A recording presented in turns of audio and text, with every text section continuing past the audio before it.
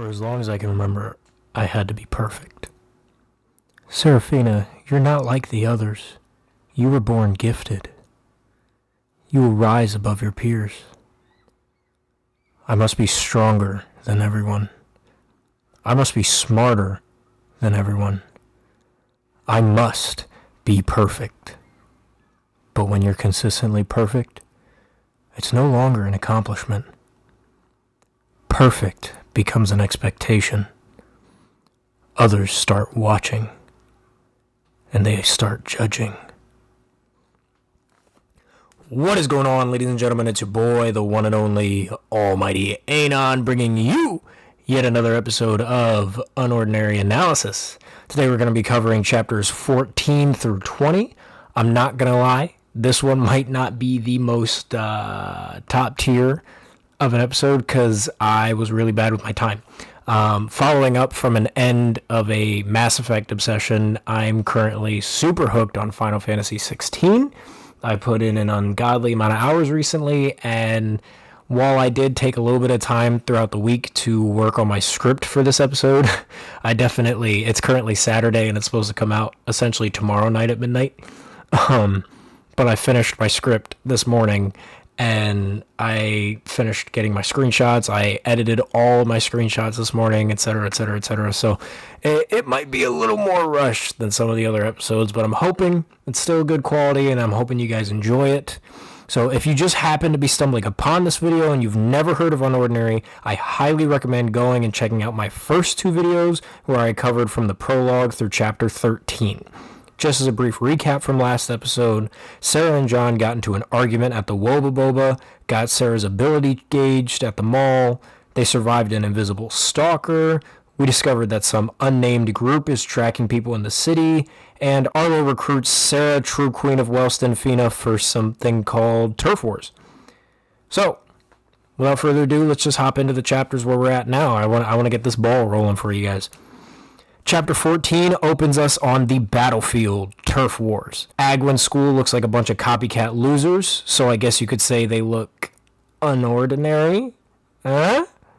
Yeah, it's a bad joke. I knew that when I wrote it. Agwin's king recalls a bad memory of Sarah, and dude looks like he's about to shit a brick. First up are the Jacks. Ginger Kid launches a Ginger Final Flash on that bitch, and wins the battle.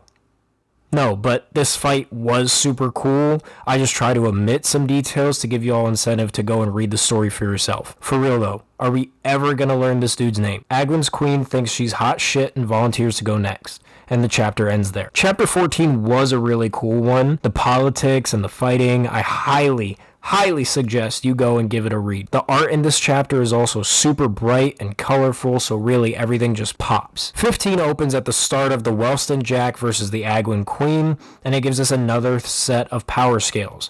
Just looking at these and these alone, this looks like an interesting matchup to say the least. Welston Jack seems to land a game-ending blow off the bat, but apparently the Agwin Queen moonlights as the Iron Spider. She puts this motherfucker through his paces until Sarah ends up calling the match. Then she does it. Sarah finally gives us the goddamn name of the Ginger Kid. You're an angel, Sarah, an angel. The chapter ends by giving us 3 power scales: the Agwin Jack, the Welston Jack, and Elaine. These ones are nicer in my opinion since they give us the character name, ability name, and the power level, and not just a diagram. I love the Turf Wars chapters, y'all.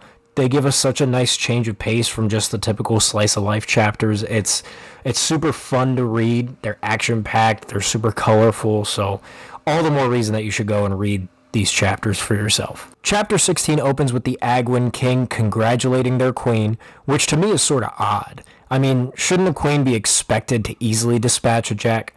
I don't know. It feels a little weird to me is all.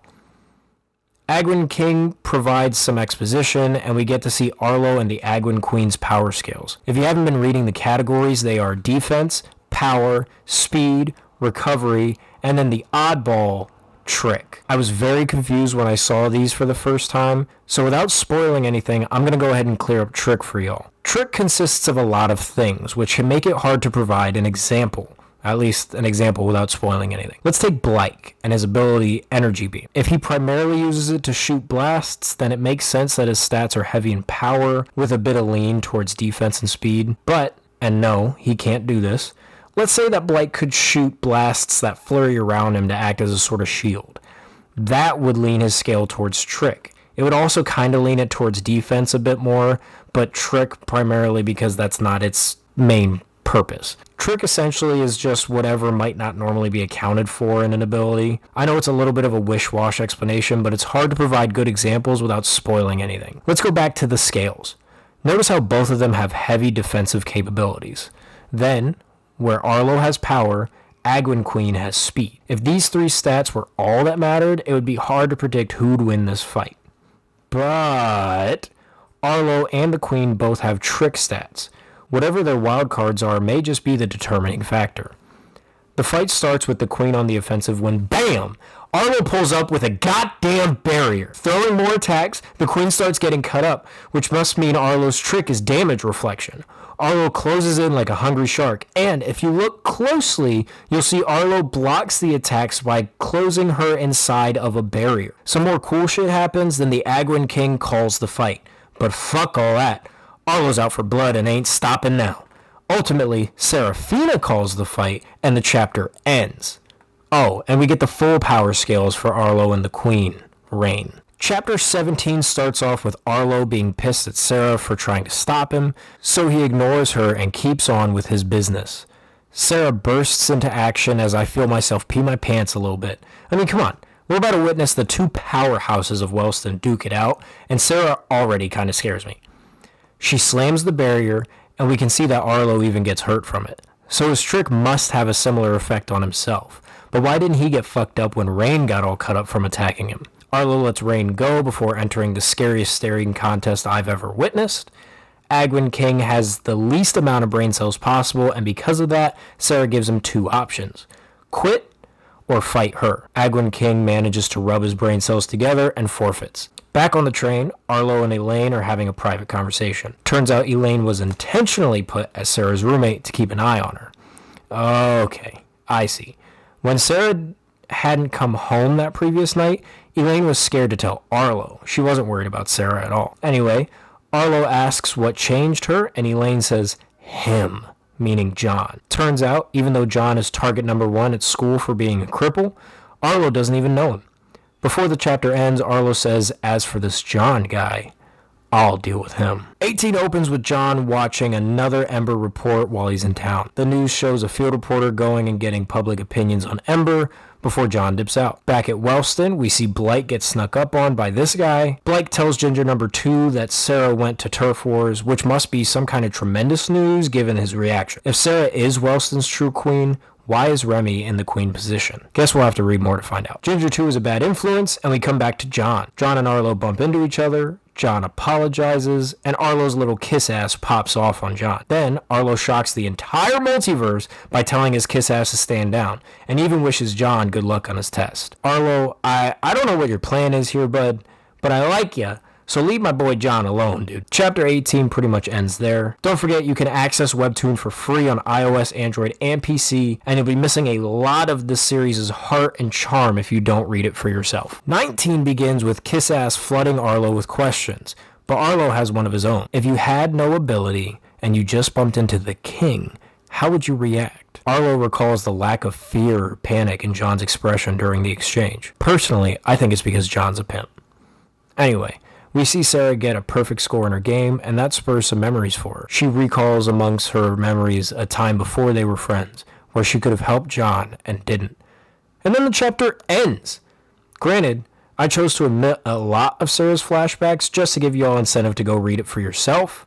We do get these two power scales, though, from Sarah's flashback. When we open on 20, we see Sarah snap out of her same flashback from last chapter. That begs the question. Is she haunted by these memories constantly, even though now she's John's friend? Or have these memories resurfaced due to returning to Turf Wars? Even better, could she just be remembering how she used to be and relieved that she isn't that same person? Then we turn to, oh? What's this? The cake? I lied about it not being mentioned until the 200s? I'm not gonna lie to y'all. I just forgot about this part. Sorry. Anyway, we turn to John, overhearing about the cake, and we're all proud to see John get his worthy hands on a slice. What if we started gauging all of Unordinary's characters on a deserve cake or don't deserve cake scale? Let's see here. John, of course. Sarah. Doc. Arlo. Gavin. Lavina. I'm not sure about Remy and Blake yet. I'm not even going to try to keep on with this bit anyway, so let's just move on. By the way, this chapter is a little confusing because at the start we see Sarah snap out of her flashback, but it's not exactly clear to explain when and where we are, so I'll do it. If you notice, Sarah doesn't have her blonde highlights, and the flashback in the beginning of this chapter only shows her initial encounter with John, meaning this chapter itself is a flashback, but to after Sarah and John's first encounter. The reason I explain is because otherwise this next scene would seem pretty weird. John proves he's always been a Chad, and even though Sarah threatens him, he still plays checkmate. Sarah then almighty push no jutsus that motherfucker into the wall like his name is Son Goku, followed through with a left-hand slap before Shorty finally stops hitting my boy. God damn, I thought she was about to RKO his ass. Flash forward to present day, John texts Sarah about his academic eliteness. Sarah loves the whispers of her name, and the chapter ends. Okay, I know. It's a little bit lackluster this time, and I apologize. I really need to be a little more responsible with my time, but when you find a good game, you find a good game, all right? I'm sure a lot of people that are watching this understand that, but I'm really glad I was at least able to get this video thrown together and made and posted for y'all relatively on time at least. I'm not sure if it'll come out exactly at midnight or later or what. But in an ideal world, it'll be out on time and you guys will still enjoy it. So I want to say thank you for all the love and support you guys have been giving me. I did go through a rebrand. I changed my profile picture. I went back and I privated a bunch of stuff, just to kind of try to streamline the focus of the channel a bit more. I will most likely be privating more things as I get more of my analytical content out, but I didn't want to look like a completely fresh channel straight off the rip. So I want to get some more content out before I start privating some old stuff. My yearly Sleeping Dogs series is still going to stay up, and it is still going to come out because that is just something that I've done every year of my life as much as possible. So, if I'm going to do it anyway, I may as well bring it to you guys. Any gameplay that I do moving forward will likely be streamed. But all my videos are going to be more of this analytical content. So I'm not sure if it'll be this Wednesday or next Wednesday or when, but sometime coming soon, I am going to have some videos starting to come out about Dragon Ball Z Tenkaichi 4 as well. So if that piques your interest, turn on that little notification bell so you know when those come out. Anyway, let's hit the outro, shall we? Thank you, ladies and gentlemen, for tuning into this video. Be sure to like, comment, subscribe, hit that little notification bell so you know every time I decide to upload or go live. And without further ado, I hope you have a wonderful night. Ain't on out. Aces.